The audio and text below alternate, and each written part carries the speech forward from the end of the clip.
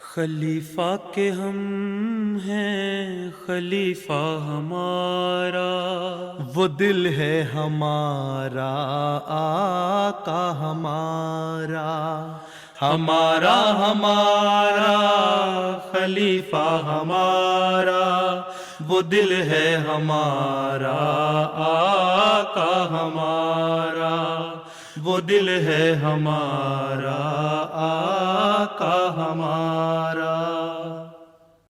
Assalamu alaikum et bienvenue à l'émission cette semaine avec le Calife.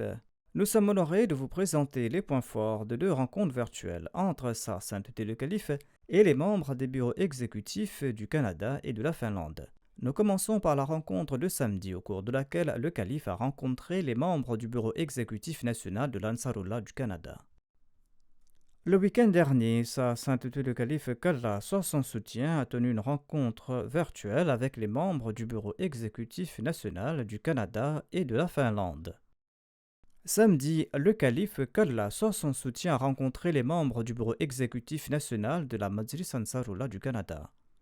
Au cours de la rencontre, le calife a souligné l'importance fondamentale pour tous les membres du bureau exécutif d'accomplir les 5 prières quotidiennes. دعا کے بغیر تو کام میں برکت نہیں پڑ سکتی۔ اگر ان کا خیال ہے کہ ان کی اپنی لیاقت کی وجہ سے، ان کے اپنے علم کی وجہ سے، ان کی اپنی محنت کی وجہ سے کوئی برکت پڑ جائے گی کام میں، تو وہ نہیں پڑ سکتی جب تک دعا ساتھ نہ ہو۔ اس لیے یہ چیزیں ان کو ذہنوں میں ڈالیں اچھی طرح۔ جی حضور، باقی ریگولر ہم میٹنگز وغیرہ ہم کرتے ہیں منظمین کے ساتھ بھی، ریجنل ناظمین کے ساتھ بھی، ان کو میٹنگیں شیٹنگ کا کوئی فائدہ نہیں جب تک نتیجہ سامنے نہیں آتا۔ 100% نماز تو 100% ہونی چاہیے۔ ایک عام آدمی مسلمان کے لیے 100% نماز پڑھنے والا ہونا چاہیے، کجا یہ کہ عاملہ کے ممبران کہتے ہیں جی ہم نے اتنے % پڑھی تو وہ بڑا اچھا رزلٹ ہو گیا۔ یہ تو کوئی اچھا رزلٹ نہیں ہے۔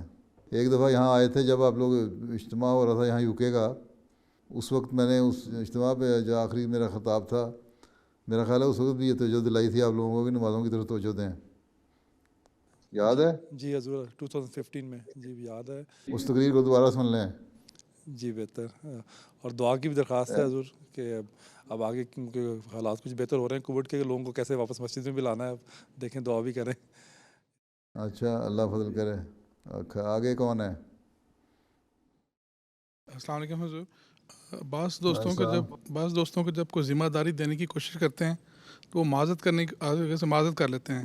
آپ ذمہ داری دینے کی کوشش کرتے ہیں، وہ معذرت کرنے کی کوشش کرتے ہیں۔ اب یہی تو چیلنج ہے آپ کے لیے کہ کس کی کوشش کامیاب ہوتی ہے۔ بات یہ ہے کہ پہلے دیکھا کریں نا انسان کو ذمہ داری اٹھانے والا ہے بھی کہ نہیں۔ کہتے تو رجال تو کوئی نہیں پڑا ہوا وہاں، لوگوں کی کمی تو کوئی نہیں ہے۔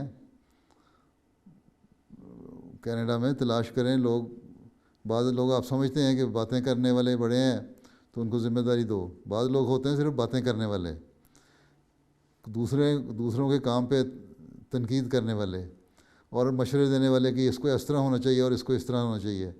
جب آپ ان کو کہنا اچھا آؤ بھائی سامنے آؤ تم کام کرو، کہتے ہیں نہیں میرے پاس وقت نہیں تو میں پورا نہیں یہ کروں وہ کروں۔ وہ ان لوگوں کی عادت ہوتی ہے صرف انہوں نے باتیں کرنی ہیں۔ اس لیے آپ لوگوں کو پریشان ہونے کی ضرورت کوئی نہیں۔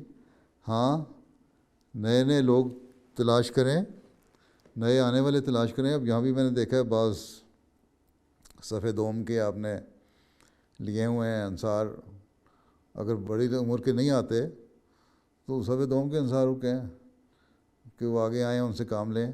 آپ کی سیکنڈ لائن بھی تیار ہو جائے گی اور ٹریننگ بھی ہو جائے گی ان کی۔ اسی طرح آپ نے ایڈیشنل لگائے ہوئے ہیں جو ان کے ساتھ نائبین بھی لگائے جا سکتے ہیں بہت سارے، تو اس طرح بھی تربیت ہو جائے گی، تو آئندہ آپ کو مل جائیں گے لوگ کام کرنے والے۔ تو زبردستی تو آپ کسی کو اس سے کام نہیں لے سکتے۔ اور کیا معیار کیا ہے آپ کا، کیوں آپ دینے کی کوشش کرتے ہیں ان کو زبردستی؟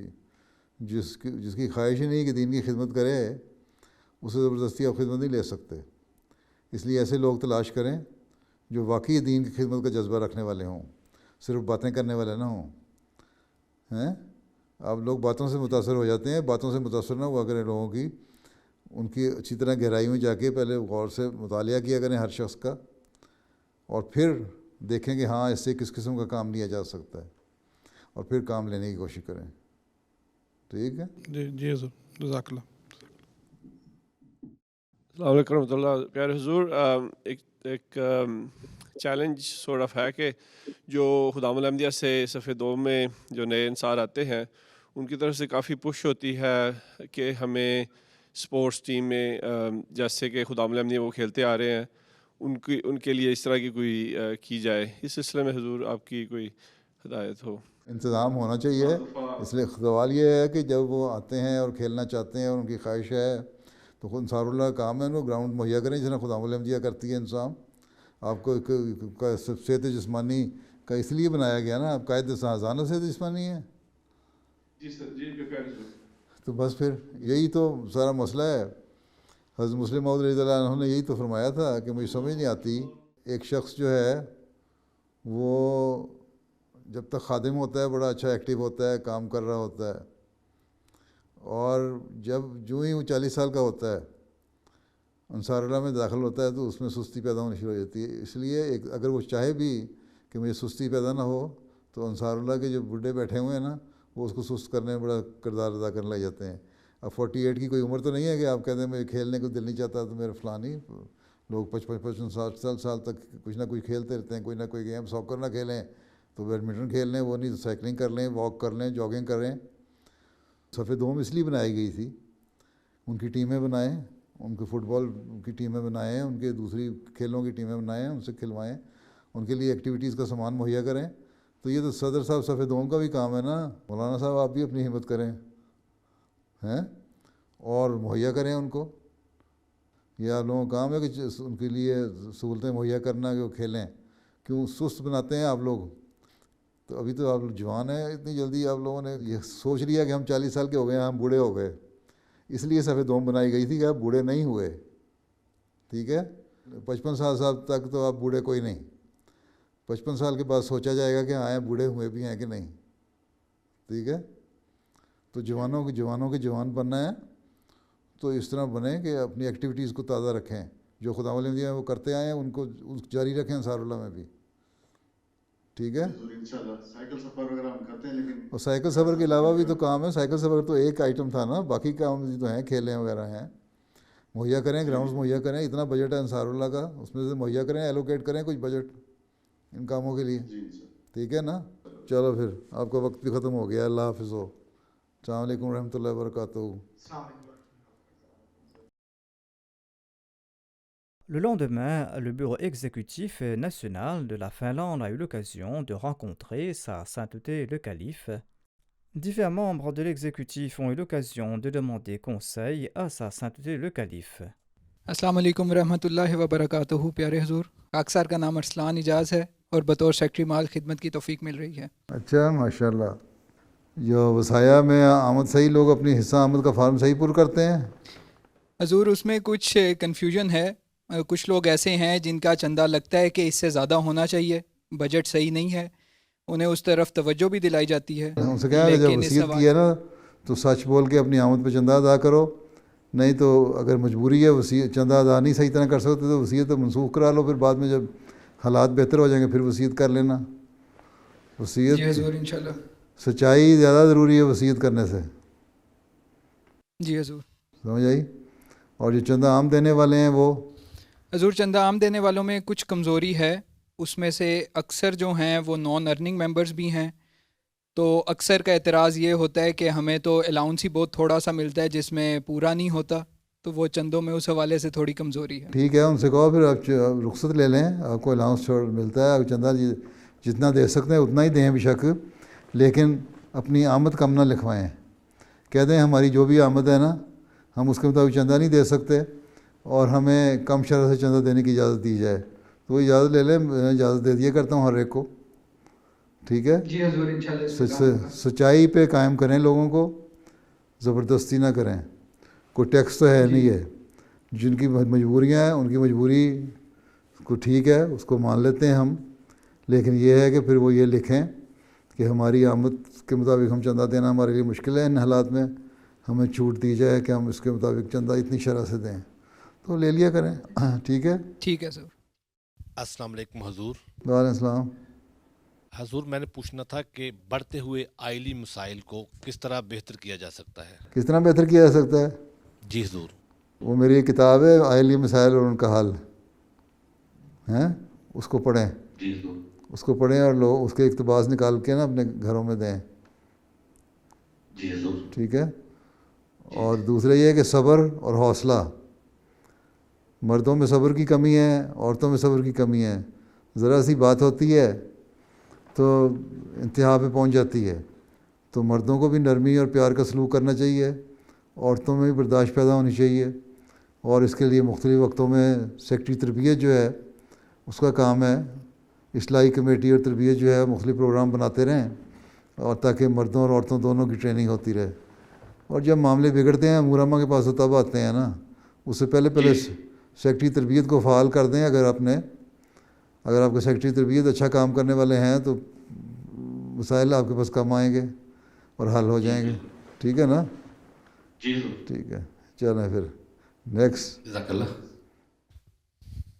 السلام علیکم ورحمۃ اللہ وبرکاتہ. پیارے حضور، پاک سر کا سوال تعلیم کے نظام سے متعلق ہے. یہاں اسکولوں میں اسلام کی تعلیم بھی ایک سبجیکٹ کے طور پہ سکھائی جاتی ہے، لیکن گورنمنٹ کی طرف سے کوئی نصاب مقرر نہیں ہے، جس کی وجہ سے جو اساتذہ ہیں وہ اپنی مرضی سے اسلام کے غلط عقائد معصوم بچوں کو سکھاتے ہیں، جیسے کہ قرآن مجید میں تحریف ہو چکی ہے اور اس طرح کی چیزیں. نہیں تو یہ غلط ہے نا، تو آپ لکھیں ایجوکیشن ڈپارٹمنٹ کو کہ یہ آپ غلط پڑھا رہے ہیں، اسلام یہ نہیں ہے. ایک تو یہ کہ آپ لوگوں کی جماعت وہاں قائم ہے تو اپنا منسٹری آف ایجوکیشن میں، ایجوکیشن ڈپارٹمنٹ میں اتنا اثر و رسوخ ہو جانا چاہیے اب تک کہ وہ آپ ان کو کہیں لکھ کے، اور اخباروں میں بھی لکھیں کہ بچوں کو جو پڑھایا جا رہا ہے یہ غلط طریقے سے پڑھایا جا رہا ہے اور اصل اسلام کی تعریف یہ ہے اور یہ ثابت شدہ ہے کہ قرآن کریم جو ہے انٹیکٹ ہے اپنی اصلی حالت میں. اور اس کو بہت سارے اب تو ان کے اپنے لوگوں کی گواہیاں پیش ہیں. برمنگھم میں بھی ان کے یہاں ہوا تھا ایک ایگزیبیشن، وہاں انہوں نے ثابت کیا، دکھایا، اور جگہوں پہ آرٹیکل بھی آ چکے ہیں، غیروں کے بھی آ چکے ہیں اور ثابت کر سکتے ہیں. اور یہ قرآن کریم کا اپنا دعویٰ بھی ہے. تو اس کے لیے آپ لوگوں کو کوشش کرنی چاہیے. اگر کرتے ہیں تو کیوں کرتے ہیں؟ اب جرمنی میں انہوں نے کوشش کی ہے تو وہاں انہوں نے پھر کہا اچھا بھی اسکولوں میں پڑھانے کے لیے ہم نے سلیبس بنانا ہے، بتاؤ. مختلف فرقوں نے اپنے سلیبس بھیجے، لیکن جماعت احمدیہ نے جو سلیبس بھیجا تھا اسلام کی تعلیم کا بنیادی اسکول کے لیے، اس کو ایکسیپٹ کر لیا انہوں نے اور وہی پڑھایا جاتا ہے. میں نے یہی کہا تھا کہ کوئی اختلافی مسئلہ نہیں چھیڑنا ہم نے. اسلام کی تعلیم، بنیادی عقائد، ارکان اسلام، ارکان ایمان، قرآن کریم، حضرت صلی اللہ علیہ وسلم کا مقام، یہ چیزیں اور حدیثیں جو مشہور ہیں وہ اس قسم کی باتیں، اور یہ تاریخ جو اتھینٹک تاریخ ہے وہ یہ چیزیں دی جائیں. اور اس کو انہوں نے ایکسیپٹ کر دیا کہ جہاں کسی فرقے کا کوئی بیان نہ ہو اور وہ ہر ایک کو منظور ہوا اور اس کے بعد قبول ہو گیا. تو اسی طرح آپ لوگ بھی کوشش کریں، کیوں نہیں وہاں کوشش کرتے. اور دوسری پہلی بات تو یہ ہے کہ اخباروں میں لکھیں اور بار بار مختلف احمدیوں کی طرف سے لکھا جائے کہ اس طرح پڑھایا جا رہا ہے، یہ تو آپ لوگ ہم غلط تعلیم دے رہے ہیں. ہم مسلمان ہیں، ہمیں پتہ ہے کہ کیا ہے اسلام ہے. ہمارے سے تو نہیں پوچھا جاتا، آپ کس طرح بیٹھ کے یہ پروگرام بنا رہے ہیں. تو اس پہ کوشش کرنی پڑے گی، ایک پوری طرح مہم چلائیں اس کے لیے. جی حضور، ایجوکیشن ڈپارٹمنٹ سے رابطہ کیا ہے اس سلسلے میں؟ آپ انشاءاللہ اخباروں میں بھی لکھیں گے؟ ہاں اخباروں میں لکھیں، بار بار لکھیں. یہاں تو شور مچاؤ، پروٹیسٹ کرنے کی ان کو عادت ہے اور شور سننے کی ان کو عادت ہے. جب شور مچائیں گے، لکھیں گے، بچوں کی طرف سے جائے گا، ماں باپ کی طرف سے جائے گا، خط بے شمار آئیں گے، مختلف جتنے بھی میڈیا ہے ان کا، اس میں لکھیں تو آپ ہی پریشرائز ہو جائیں گے ایجوکیشن ڈپارٹمنٹ. جی ضرور. ٹھیک ہے نا؟ جی ضرور. حضور، تبلیغی حوالے سے ایک سوال تھا کہ جب مختلف پروگرامز کے ذریعے جب تبلیغی رابطے بنتے ہیں تو لوگوں کی طبیعت میں کم گوئی کی وجہ سے وہ رابطے قائم رکھنے میں مشکل ہوتی ہے، تو اس سے متعلق حضور کی کیا رہنمائی ہے، کس طرح رابطے قائم رکھے جائیں؟ کون کم گو ہے، سننے والا ہے بولنے والا؟ حضور جو فنش عوام ہے ان کی طبیعت میں کافی شائنس ہے، جلدی یہ اوپن نہیں کرتے اپنے آپ کو. ٹھیک ہے، تو پھر ذاتی رابطے بنائیں، دوستیاں بنائیں، تعلق رکھیں، اپنے ہمسایوں سے تعلق رکھیں، ہمسایوں کو پتہ لگے، مختلف سیمینار کریں، اس پہ آپ ان کو بلائیں، چھوٹے موٹے پیمانے پہ سیمینار کریں. دعوت مہینے میں، 2 مہینے میں، 3 مہینے میں ایک سیمینار ہو جائے، انٹرفیتھ پروگرام ہو جائے، کوئی اس طرح کی چیز ہو جائے، اس میں بلائیں اور وہاں یہ سنیں آپ کی باتیں. جب سنیں گے تو خود ہی سوال کریں گے آہستہ آہستہ انٹروڈکشن ہوگی. پھر اخباروں میں لکھیں, خط لکھیں, اسلام کیا چیز ہے, اسلام کی تعلیم کیا چیز ہے, امن کیا چیز ہے, امن دنیا میں کس طرح قائم ہو سکتا ہے, اسلام کا کیا نظریہ ہے امن کے بارے میں ہیں, اور موجودہ پھر کنٹمپریری ایشوز جو ہیں ان کے اوپر اصل رائے کیا ہونی چاہیے, ایک مسلمان کی حیثیت سے ہماری کیا رائے ہے ہیں, وہ لکھیں. تو پھر ان کو توجہ پیدا ہوگی, ہاں یہ لوگ صرف پرانی باتیں نہیں کرتے, دقیانوسی صرف مذہب کی بات کر کے ہمیں نہیں بگڑا رہے, بلکہ یہ کنٹمپریری ایشوز کے اوپر بھی بات کر کے ہمیں گائیڈ کر سکتے ہیں. پھر وہ آہستہ آہستہ کھلیں گے تو واقفیت پیدا ہو جائے گی انشاءاللہ. جو فنش بھی لوگ جو ہیں جن کے ساتھ بھی دوستیاں ہیں, آپ کے ساتھ اگر کسی کی ذاتی دوستی ہے, میں جانتا ہوں بعضوں کو جن کی ذاتی دوستیاں ان کے ساتھ بڑے کھل کے باتیں کرتے ہیں وہ تو ذاتی تعلق بنانے کی بات بھی ہے نا, لیکن ذاتی تعلقات بنانے کے علاوہ ایک اوور آل پکچر آپ کو دینی پڑے گی اسلام کے بارے میں, اور وہ سوشل میڈیا اور اخبار اور مختلف طریقوں سے دینے کی کوشش کرنی چاہیے. پھر گیدرنگ, سیمینار, اس طرح کی باتیں کریں. ٹھیک ہے نا؟ جی حضور, جی حضور. ٹھیک. اور پیارے حضور, لوگوں میں حضرت مسیح موعود علیہ الصلوۃ والسلام کی کتب پڑھنے کا شوق کیسے پیدا کیا جائے؟ کیسے پیدا کیا جائے؟ چھوٹے چھوٹے اقتباس بنا کے ان کو ٹائپ کر کے پرنٹ نکال کے لوگوں کو دیں مختلف ٹاپکس کے اوپر. ایک کتاب کو پڑھنے کو لگاتار پڑھنا لوگوں کے لیے جن کو پڑھنے کا شوق ہی نہیں ان کو پڑھنا مشکل ہے. تو وہ اقتباسات اب دیں گے تو کچھ نہ کچھ اس ٹاپک کے اوپر توجہ پیدا ہوگی. انگلش میں, اردو میں ٹائپ کر کے تو گھروں کو دیا کریں. کچھ نہیں تو کتابیں, کچھ نہیں تو کم اقتباسات ہی پڑھنا شروع کر دیں گے. الفضل میں اقتباسات آتے ہیں, جو الفضل میں, روزنامہ الفضل میں, اور جو انٹرنیشنل الفضل ہے اس میں اقتباسات آتے ہیں. شروع پہلے صفحے پہ مسیح علیہ السلام کے وہی نکال کے دے دیا کریں لوگوں کو, تو کچھ نہ کچھ تو کم از کم پتہ لگ جائے گا نا. باقی آج کل رجحان ہی نہیں پڑھنے کا. آج کل تو رجحان یہ ہے کہ سوشل میڈیا پہ دیکھ لو, سن لو, 30 سیکنڈ کے اندر جو بات کان میں پڑ جائے وہ دیکھ لو ہیں, یا ٹی وی پہ بیٹھ کے پروگرام دیکھ لو ہیں, اس کی طرف رجحان زیادہ ہو گیا ہے. یا پھر آڈیو بکس بنائیں, وہ بنا کے دیں تاکہ ٹریول کرتے ہوئے, ٹیکسی چلاتے ہوئے, ادھر ادھر جاتے ہوئے کانوں پہ لگا لیں, وہ سن لیں. وہ بھی دلچسپی کا سامان ہو جاتا ہے. پڑھنے کا رواج ویسے ہی کم ہو گیا عموماً, اس لیے ایک تو چھوٹے چھوٹے اقتباسات لیں مختلف ٹاپکس پہ. آج کل کے جو ٹاپکس ہیں کنٹمپریری, نمازوں کی ضرورت, خدا کی وحدانیت ہیں, اللہ تعالیٰ کی وجود کی ہے کہ نہیں ہے, ایگزسٹنس آف اللہ, اس کی ضرورت, اور یہ سب بہت سارے ٹاپکس ایسے ہیں. تو ان کے اوپر اقتباس نکال کے وہ پرنٹ کر کے لوگوں کو بھیجیں, پھر آڈیو بنا کے بھیجیں. تو اس طرح لوگوں کو کم از کم کچھ نہ کچھ تو آواز کان میں پڑے گی نا. کتابیں پڑھنے کا رواج نہیں رہا, کتابیں سننے کا رواج ہے. کتابیں آڈیو بکس بنا دیں. اس لیے الاسلام نے بھی بہت ساری آڈیو بکس بنائی ہوئی ہیں, ان کو بھی دیکھیں, ڈاؤن لوڈ کر کے سن سکتے ہیں یا ریکارڈ کر کے لوگوں کو دے سکتے ہیں. ٹھیک ہے نا؟ ٹھیک. Un autre membre de l'exécutif a demandé quelle était la meilleure façon de répondre à ces pratiques sociales prévalant en Occident et qui sont contraires aux préceptes de l'islam. آپ لوگوں کو بیان کرنے سے پہلے اپنے گھروں کو بیان کریں. ٹھیک ہے؟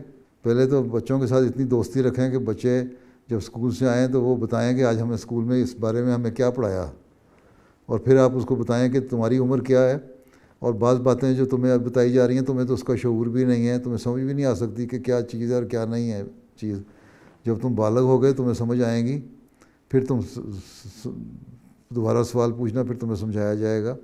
تو اس طرح پھر جو سوال تمہارے ذہن میں اٹھیں ان کے جواب بھی تمہیں مل جائیں گے. پھر مذہب اس کے بارے میں کیا کہتا ہے ان کے لیول پہ رکھ کے بچوں کے, 5 سال کے بچہ, 8 سال کا بچہ, 10 سال کا بچہ, 12 سال کا بچہ, 15 سال کا بچہ ہیں, اور ان سے بے تکلف ہو کے پھر ان کو باتیں کرنی پڑیں گی. نہیں تو دوسروں کی اصلاح کرتے کرتے آپ اپنے بچوں کو ضائع نہ کر دیں. اصل فکر یہ کرنی چاہیے. ٹھیک ہے؟ چلو پھر. جی جزاک اللہ حضور. نیکسٹ. بعض دفعہ افراد قرآن کریم صحیح تلفظ سے نہ پڑھنے کا عذر یہ بیان کرتے ہیں کہ عربی ہماری مادری زبان نہیں، تو ان کو اس طرف کیسے توجہ دلائی جا سکتی ہے؟ ان سے کہو بالکل ٹھیک کہتے ہیں آپ کی مادری زبان نہیں ہے، اس لیے ہم آپ کو کلاسیں شروع کروا دیتے ہیں تاکہ آپ کو تلفظ ٹھیک ہو جائے. دیکھو ایک چیز ہے گلے سے آوازیں نکالنا، کاف دال دے کرنے کو حافظوں کی طرح وہ نہیں پڑھ سکتا کوئی، میں بھی نہیں پڑھ سکتا. صرف یہ ہے کہ صحیح تلفظ، زبر زیر پیش مد شد جو ہے نا اس کی ادائیگی صحیح ہونی چاہیے. ٹھیک ہے؟ تو یہاں قرات کا سوال نہیں ہے، ترتیل اور تجوید سکھانے کا سوال ہے، وہ آپ نے سکھانی ہے، وہ سکھائیں. ٹھیک ہے نا؟ چلو پھر اللہ حافظ ہو. السلام علیکم ورحمۃ اللہ وبرکاتہ. السلام علیکم ورحمۃ اللہ وبرکاتہ پیارے حضور. وعلیکم السلام. C'était là les points forts de 2 rencontres virtuelles qui ont eu lieu le week-end dernier. Nous terminons par le résumé du sermon du vendredi. Dans son sermon du vendredi, Sa Sainteté le Calife, qu'Allah soit son soutien, a continué sa série de sermons sur les compagnons du saint prophète Mohammed paix soit lui. Sa Sainteté le Calife, qu'Allah soit son soutien, a cité les écrits de Hadrat Muslim Maud radhiyallahu anhu, présentant le statut élevé qui a été octroyé à Hadrat Omar radhiyallahu anhu, tant dans le domaine spirituel que temporel, après avoir suivi le saint prophète Mohammed paix soit lui. مسلم اور فرماتے ہیں کیا یہ تعجب کی بات نہیں کہ اونٹوں کو چرانے والا ایک شخص عظیم الشان بادشاہ بن گیا، اور صرف دنیاوی بادشاہ نہیں بنا بلکہ روحانی بھی. یہ حضرت عمر تھے جو ابتدائی عمر میں اونٹ چرایا کرتے تھے. ایک دفعہ آپ حج کو گئے تو راستے میں ایک مقام پر کھڑے ہو گئے. دھوپ بہت سخت تھی جس سے لوگوں کو بہت تکلیف ہوئی، لیکن کوئی یہ کہنے کی ضرورت نہ کرتا کہ آپ یہاں کیوں کھڑے ہیں. آخر ایک صحابی کو جو حضرت عمر کے بڑے دوست تھے اور جن سے آپ فتنے کے متعلق پوچھا کرتے تھے، لوگوں نے کہا کہ آپ ان سے پوچھیں، حضرت عمر سے پوچھیں کہ یہاں کیوں کھڑے ہیں. انہوں نے حضرت عمر سے عرض کیا کہ آگے چلیے، یہاں کیوں کھڑے ہو گئے ہیں. حضرت عمر نے فرمایا کہ میں یہاں اس لیے کھڑا ہوا ہوں کہ ایک دفعہ میں اونٹ چرانے کی وجہ سے تھک کر اس درخت کے نیچے لیٹ گیا تھا. میرا باپ آیا اور اس نے مجھے مارا کہ کیا تجھے اس لیے بھیجا تھا کہ وہاں جا کر سو رہنا. تو ایک وقت میں میری یہ حالت تھی، لیکن میں نے رسول کریم صلی اللہ علیہ وسلم کو قبول کیا تو خدا تعالیٰ نے مجھے یہ درجہ دیا کہ آج اگر لاکھوں آدمیوں کو کہوں تو میری جگہ جان دینے کے لیے تیار ہے. اس واقعہ سے اور نیز اس قسم کے اور بہت سے واقعات سے معلوم ہوتا ہے کہ صحابہ کس حالت میں تھے اور رسول کریم صلی اللہ علیہ وسلم کی اتباع سے ان کی کیا حالت ہو گئی، اور انہوں نے وہ درجہ اور علم پایا جو کسی کو حاصل نہ تھا.